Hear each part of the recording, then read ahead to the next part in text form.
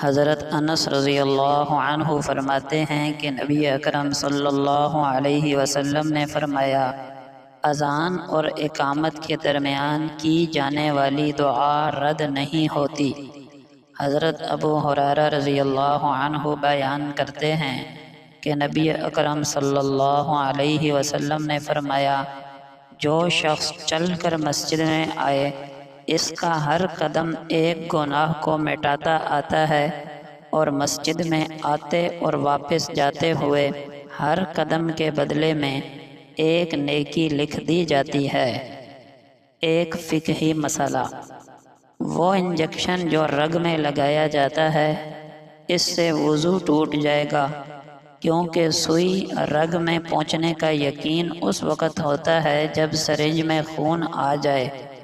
جب تک سرنج میں خون نہ آ جائے اس وقت تک دوا بدن میں داخل نہیں کی جاتی، اس لیے رگ میں انجیکشن لگانے سے وضو ٹوٹ جائے گا۔